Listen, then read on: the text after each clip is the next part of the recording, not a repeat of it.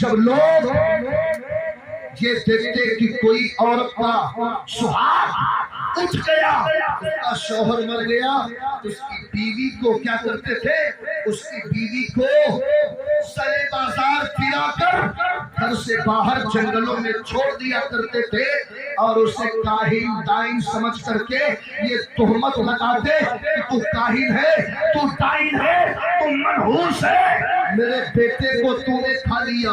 اور جس کے گود میں بچیاں آ جاتی تو بچیوں کو پیدا ہونا لوگ اپنے لیے ذلت سمجھتے تھے، اس بچی کو بھی گود سے چھین کر اس بچیوں کو زندہ دفن کر دیتے تھے۔ اسی زمانے میں ایک بہت خوبصورت انسان،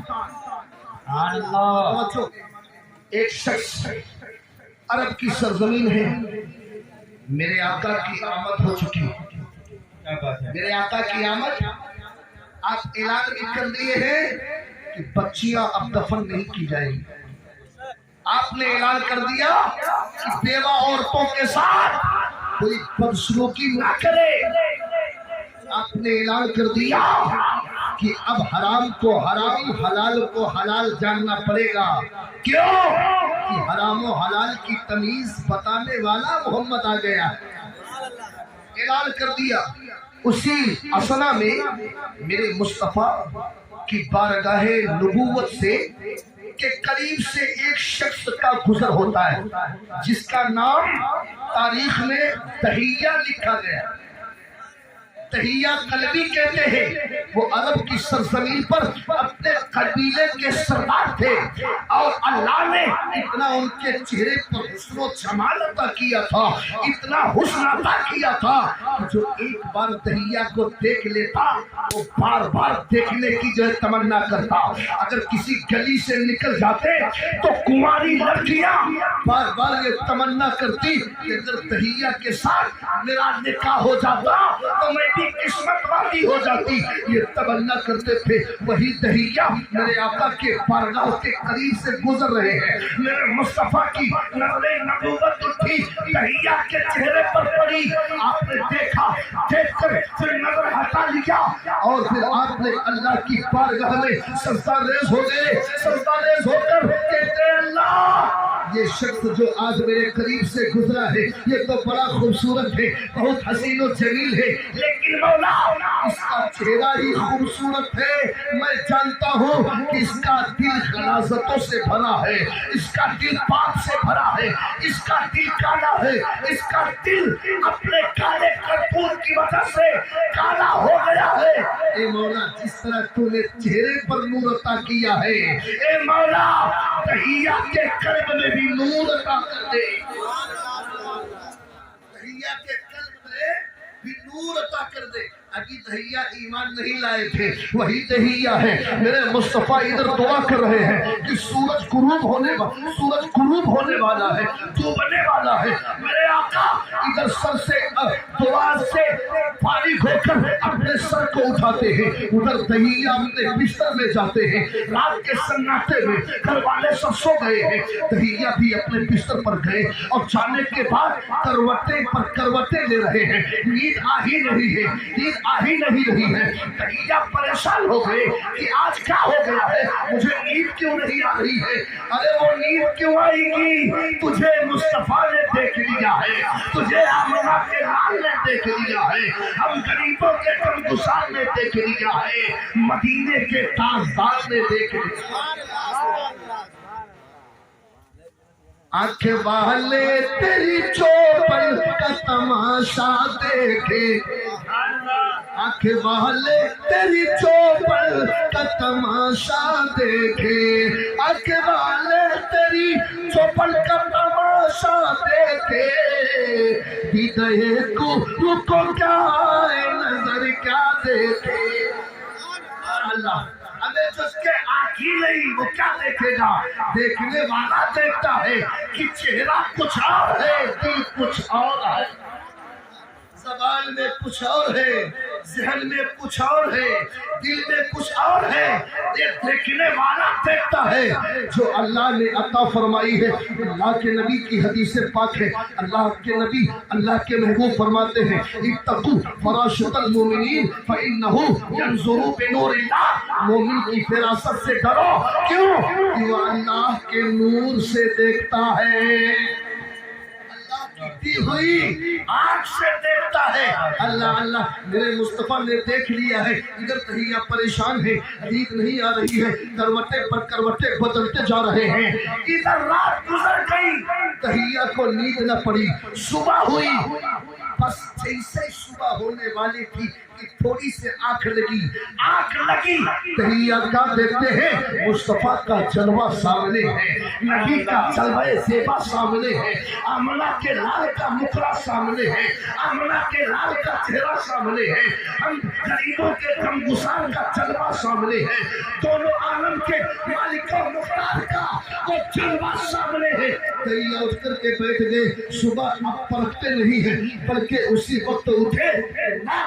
کل میں آمنہ کے گھر کے قریب سے گزرا تھا اور وہاں تو ایک ایسا لال بیٹھا تھا، میرا حسن تو پھیکا ہے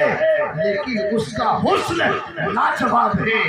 اس کا حسن لاجواب ہے، کہیں ایسا تو نہیں کہ وہ حسن والے نے دیکھ لیا،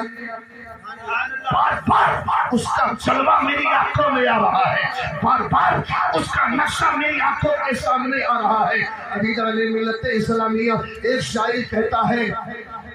کہتا ہے ہم سے مت پوچھو کیا کیا چوم لیں گے، کے دل میں اٹھا کے حسن والے نے دیکھ لیا ہے، اتنا حسین و جمیل ہے، چلو دہیا ایسا لگتا ہے اس کے پیشانی کو چوم لیا جائے، ایسا لگتا ہے اس کی آنکھوں کو بوسہ دیا جائے، دل یہ کہہ رہا ہے اس کے آنکھوں کو اپنے ہونٹوں پر بوس دیا جائے، کہیں ایسا ہو تو کیا بات ہے ہمارے لیے دنیا اور آخرت کا سامان بن جائے۔ تہیہ کے دل میں یہ آواز اٹھتی ہے، شاعر لکھتا ہے ہم سے مت پوچھو کیا کیا چوم لیں گے، ہم سے مت پوچھو کیا کیا چوم لیں گے، پاک جنت کا نقشہ چوم لیں گے، پاک جنت کا نقشہ چوم لیں گے، اور لے کے تکبیر جائے کہ طیبہ گئے ان کا نورانی مکھیرا چوم لیں گے۔ نعرہ تکبیر، نعرہ رسالت، مسلک اعلیٰ حضرت حضرت علامہ مولانا قاری عبدالرشید صاحب قبلہ، جشن عید میلاد النبی، نعرہ تکبیر، نعرہ رسالت، مرحبا صلی اللہ، مرحبا صلی اللہ، آئے محبوب خدا، مرحبا صلی اللہ، آئے محبوب خدا، مرحبا صلی اللہ، آئے محبوب خدا، مرحبا صلی اللہ، آئے محبوب خدا، گود میں لے کے انہیں بھی حلیمہ نے کہا، مرحبا صلی اللہ، آئے محبوب خدا، گود میں لے کے انہیں بھی حلیمہ نے کہا، کیا ارے اس طرح کا جھولا جھولاؤں گی میں، آج جبریل جھولا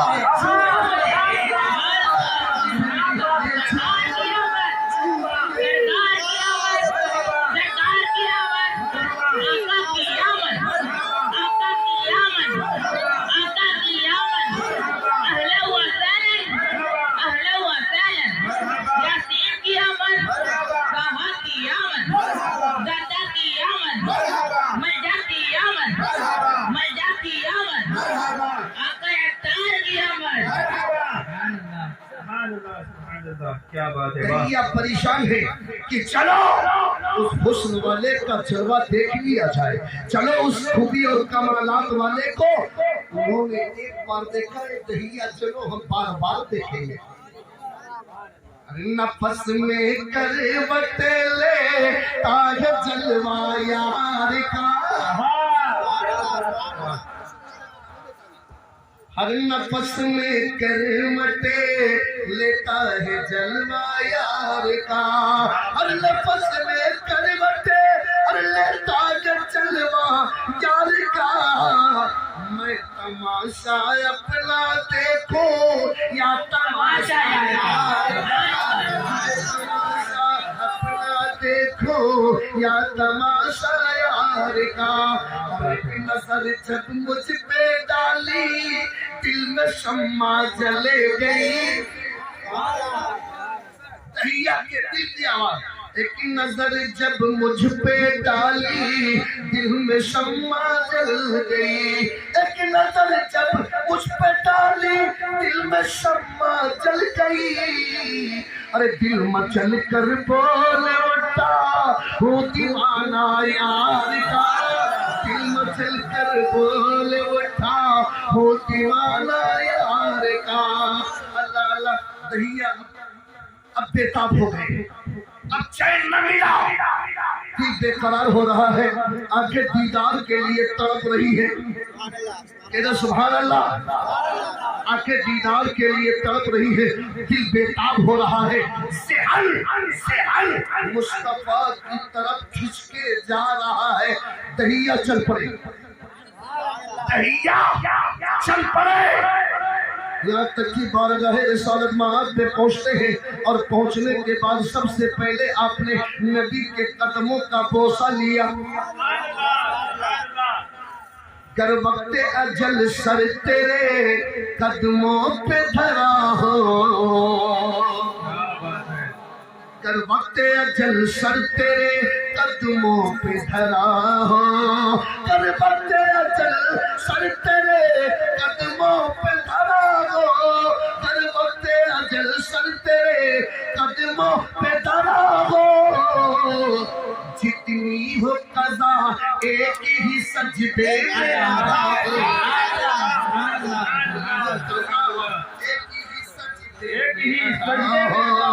اللہ اللہ تحیہ قدم مصطفیٰ کا بوسہ لے رہے ہیں، ادھر رحمت الہی جھوم رہی ہے، مشیت خدا بندی جھوم رہی ہے، ادھر تحیہ کا سر، تحیہ کی پیشانی قدم مصطفیٰ پر، خدا کے مشیت کی نظر تحیہ پر، کہو سبحان اللہ، تحیہ کا سر، تحیہ کی پیشانی قدم مصطفیٰ پر، مشیت خدا بندی کی تو نظر تحیہ پر، اور میرے مصطفیٰ کی عطا تحیہ کے قلب پر، سبحان اللہ، حق ہے، تینوں طرف سے معاملہ ایک ہے، کیونکہ اسی کو کہتے ہیں صراط مستقیم، یہ صراط مستقیم، ادھر خدا کی مشیت جھوم رہی ہے، ادھر تحیہ کا ذہن جھوم رہا ہے، ادھر مرے مصطفیٰ کا کرم جھوم رہا ہے، واہ واہ، اعلیٰ حضرت فرماتے ہیں، چمک کے تجھ سے پاتے سب پالے والے، میرا دل بھی چمکا تے چمکا، سبحان اللہ سبحان اللہ، اب تحیہ کی قسمت چمکنے والی ہے، اس واقعے کو پورا کرنے والے اگر شیر پڑھتا رہوں گا میں، کیونکہ ہر جملے میں کہیں اعلیٰ حضرت کا شعر ٹکراتا ہے تو کہیں صوفیہ اکرام کا شعر آتا ہے، ایسے واقعات ہیں کہ جب صوفیوں نے قلم کو چلایا ہے تو صحابیوں کی تاریخ کو پڑھا ہے، نبی کی عصمت کو پڑھا ہے، نبی کی صورت کو پڑھا ہے، سیرت کو پڑھا ہے، صورت کو پڑھا ہے، نبی کے سر سے پاؤں تک سارے معجزات کو پڑھا ہے، تحیہ قلبی قدم مصطفیٰ پر گرے ہیں، اور آپ کا سر نبی کے قدم پر، اللہ کی مشیت کی نظر تحیہ پر، میرے مصطفیٰ کی عطا تحیہ کے قلب پر، سر اٹھاؤ اے تحیہ، بولو کیا بات ہے، تحیہ کیا بات ہے، تحیہ سر اٹھاتے ہیں، اور سر اٹھانے کے بعد کہتے ہیں یا رسول اللہ کرم کر دیجئے، یا رسول اللہ اب کرم کر دیجئے، اس لیے میں جو سوچ کر کے آیا ہوں، جو سوچ کر آیا ہوں، بتانے سے میری زبان اس وقت قاصر ہے، میں بول نہیں سکتا، میں بتا نہیں سکتا۔ میرے آقا کا جود و کرم دیکھو، میرے نبی کی عطا دیکھو، میرے نبی کی عنایت دیکھو، میرے نبی کا فیضان دیکھو۔ میرے آقا فرماتے ہیں اے دہیا اس بارگاہ میں نہ بولے گا تو کہاں بولے گا، اے دہیا اس بارگاہ میں زبان نہ کھولے گا تو کہاں کھولے گا، اے دہیا اپنے سمسیا کا سمادھان یہاں نہ کرے گا تو کہاں کرے گا۔ بتا تیرا کیا جرم ہے، بتا تیری کیا خطا ہے، بتا تم نے کون سا ایسا گناہ کیا ہے جو بتا نہیں سکتا۔ دہیا کی آنکھیں اشکبار ہو گئی، دہیا زاروں قطر ہونے لگے۔ جب کچھ دیر آنکھوں کی بارش نکل گئی، آنسو بن کر کے، آنسو کے قطرات بن کر، تب دہیا پر میرے مصطفیٰ کی نظر پھر پڑتی ہے۔ آقا فرماتے کہ دہیا بولو کیا بولنا چاہتے ہو۔ دہیا کہتے ہیں یا رسول اللہ میں اپنے گناہوں کو اگر یاد کرتا ہوں تو زمین چھوٹی نظر پڑتی ہے، آسمان و زمین کے مد مقابل جو جگہ ہے یہ چھوٹی ہے، میرا گناہ بڑا ہے۔ یا رسول اللہ میرا گناہ بڑا ہے، میں بتا نہیں سکتا، لیکن میں مجرم ہوں آقا مجھے ساتھ لے لو۔ کہ رستے میں ہے جا بجا کھانے والے، چمک تجھ سے پاتے ہیں سب پانے والے، دل بھی چمکا دے چمکانے والے۔ دہیا کی زبان کھلتی ہے، میرے مصطفیٰ فرماتے ہیں کہ بول تیرا گناہ زمین و آسمان سے بڑا ہے۔ اس نے کہا ہاں میرا گناہ زمین و آسمان سے بڑا ہے۔ کیا چاند سورج سے بڑا ہے؟ اس نے کہا ہاں میرا گناہ زمین و آسمان چاند سورج سے بڑا ہے۔ تیرا گناہ کیا جہنم کے ان گڈھوں سے بڑا ہے؟ دہیا نے کہا ہاں ہاں وہ جہنم کے گڈھے چھوٹے ہیں، تیرا گناہ بڑا ہے۔ میرے آقا مسکرا کر کے فرماتے ہیں اے دہیا یہ سب چھوٹے ہیں، میرے خدا کا کرم بڑا ہے۔ زمین و آسمان کی یہ مسافت چھوٹی ہے، جہنم کے گڈھے چھوٹے ہیں، سورج کی مقدار چھوٹی ہے، چاند کی مقدار چھوٹی ہے، میرے رب کا کرم بڑا ہے۔ دہیا نے جب اتنا سنا تو آپ کی زبان کھلی، اور کھلنے کے بعد میں دہیا نے کہا یا رسول اللہ بتاؤ۔ آقا فرماتے ہیں دہیا بتاؤ۔ دہیا کہتے ہیں یا رسول اللہ زمانے جاہلیت میں آپ کے آنے سے پہلے ایک دستور تھا، ایک قانون تھا، ایک دستور بنا رکھا تھا لوگوں نے، کسی کے گھر میں کوئی بچی پیدا ہو جاتی تھی تو اسے زندہ دفن کر دیا کرتا تھا۔ یا رسول اللہ میں اس قبیلے کا سردار ہوں اور اس سرداری کی وجہ سے ایسی 70 بچیوں کو میں نے زندہ دفن کیا ہے، 70 بچیوں کو اپنے ہاتھ سے زمین دوز کیا ہے۔ یا رسول اللہ کیا رب مجھے معاف کر دے گا؟ میرے آقا فرماتے ہیں کہ اے دہیا آج لے ان کی پناہ۔ اللہ بول پڑے، آقا کی زبان کو آپ نے بڑی سے نم کیا کہ آج لے ان کی پناہ، آج مدد مانگ ان سے، ارے کل مانیں گے قیامت میں اگر مان گیا نعمتیں بانٹتا جس سمت وادی شان گیا، ساتھ ہی منشی رحمت کا قلمدان۔ نعرہ تکبیر، نعرہ تکبیر، نعرہ رسالت، مسلک اعلیٰ حضرت علامہ مولانا قاری عبدالرشید صاحب قبلہ، جشن عید میلاد النبی، نعرہ تکبیر، نعرہ رسالت۔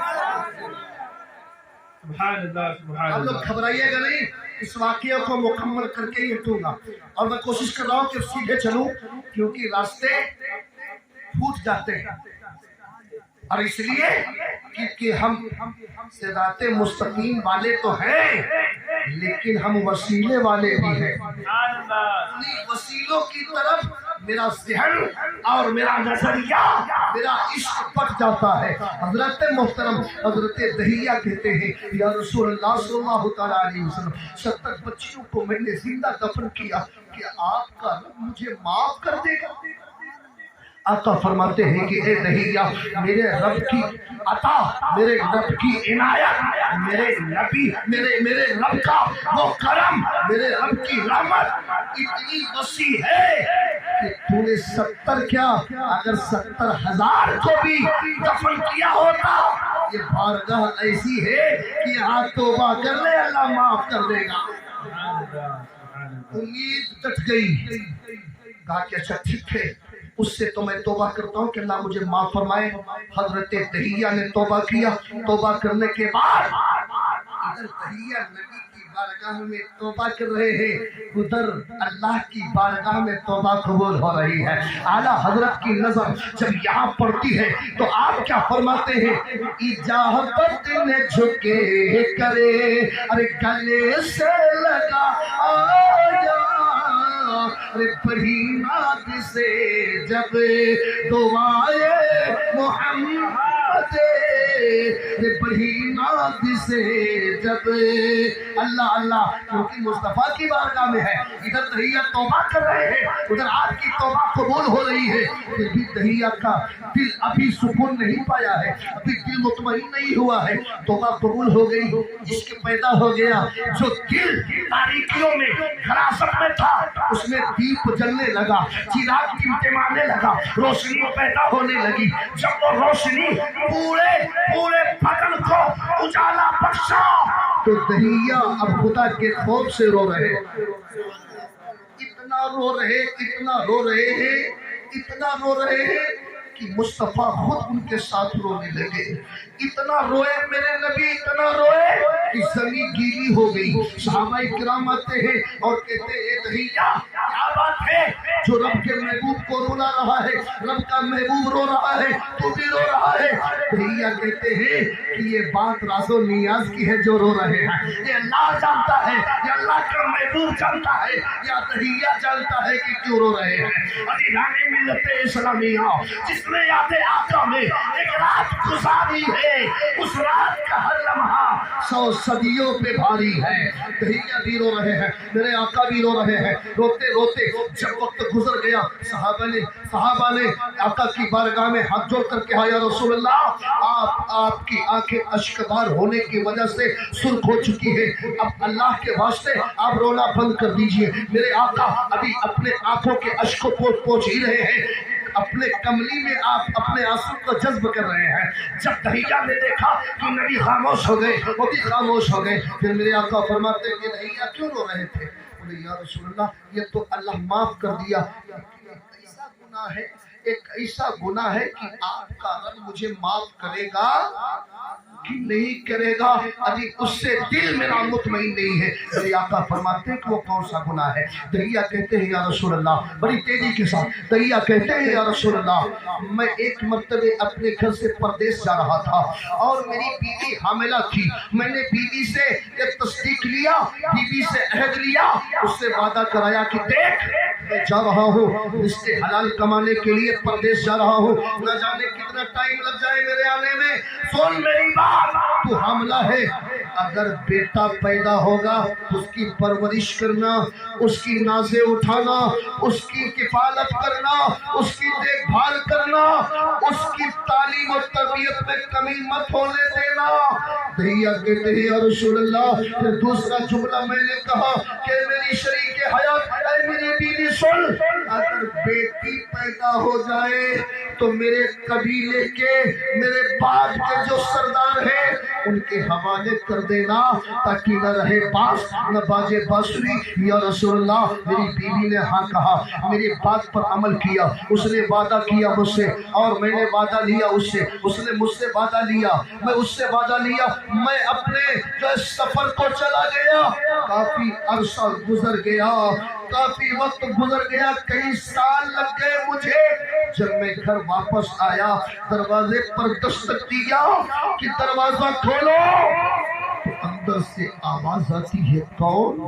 یا رسول اللہ وہ آواز میرے بیوی کی نہیں تھی، وہ آواز میری شریک حیات کی نہیں تھی، وہ آواز کسی جو ہے شادی شدہ ایک خاتون کی نہیں تھی، وہ آواز ایک کلی سی بچی کی تھی، ایک کھلتی ہوئی گلشن کی کلیوں کی تھی۔ میں سمجھ گیا کہ یہ آواز کوئی چھوٹی سی بچی کی ہے، جس کی آواز نے میرے دل کو جھٹلا دیا، جس کی آواز نے میرے دل کو ہلا دیا۔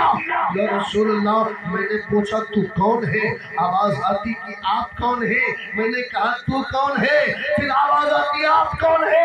اسرار چلتا رہا، بعد میں وہ بچی کہتی ہے اے آنے والے تو بتا دے تو کون ہے؟ یا رسول اللہ میں نے کہا میں اس گھر کا مالک ہوں، میں اس گھر کا مالک ہوں۔ توجہ میری طرف سن رہے نا آپ لوگ؟ دیکھیں میرے مصطفیٰ کا کرم، میرے مصطفیٰ کا کرم دیکھیے، بڑی اچھی بات چل رہی ہے، تھوڑا سا توجہ میری طرف، ہر رات سوتے ہیں سن لیجیے۔ دیا کہتے ہیں یا رسول اللہ میں نے کہا میں اس گھر کا مالک ہوں۔ اندر سے آواز دینے والی وہ گلاب کے کلی کی جیسی بچی، وہ آواز دیتی ہے جیسے اس کی کلی نہیں، اس کی آواز نہیں، جیسے چمپا اور چمیلی کی کلیوں کے جیسی آواز تھی۔ اس نے کہا اگر تو اس گھر کا مالک ہے تو میں اس گھر کی شہزادی ہوں، اس گھر کی شہزادی ہوں، لاڈلی اور پیاری بیٹی ہوں۔ یا رسول اللہ مجھے تیش آ گیا، تو کیسے؟ اب لگ رہا ہے میری بیوی نے وعدہ خلافی کیا ہے، دروازہ کھول۔ میری بچی نے دروازہ کھول دیا، جب اس کے چہرے پر میری نظر پڑتی ہے تو یا رسول اللہ میری آنکھ اسے دیکھ کر برداشت نہ کر سکی، لگ رہا تھا کہ اسے اٹھا لو، اس کے پیشانی کو چوم لو، اسے سینے سے لگا لو، اس کے پاؤں کو اپنے پاؤں میں ڈال لو، اس کے ننھے ننھے ہاتھوں کو چوم لو، اس کے لبوں کو چوم لو، اس کے رخسار کو چوم لو، اس کی پیشانیوں کو چوم لو۔ لیکن یا رسول اللہ میرے قبیلے کی وہ ذمہ داریوں نے میرے پیروں کو جکڑ رکھا تھا، میرے ہاتھوں کو باندھ رکھا تھا، میرے ذہن پہ تالا لگا دیا تھا، مجھے فیصلہ لینے پر مجبور کر دیا تھا۔ میں نے اس بچی کو چاہ کر بھی پیار نہ دے سکا، اس بچی کو گود میں اٹھا نہ سکا، اس کے سر پہ ہاتھ نہ پھیر سکا،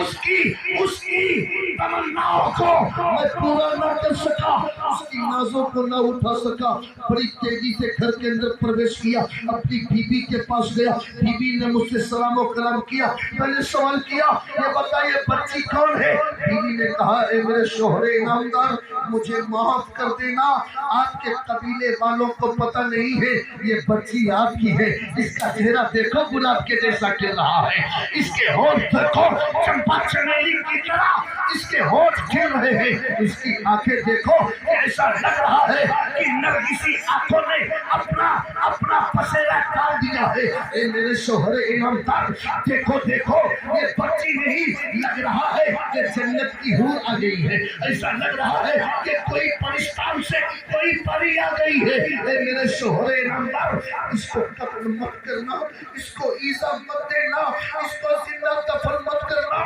کیونکہ تمہارے قبیلے والوں سے چھپا کر کے میں نے اس کی پرورش کی ہے۔ اس شوہر نے کہا، اس ظالم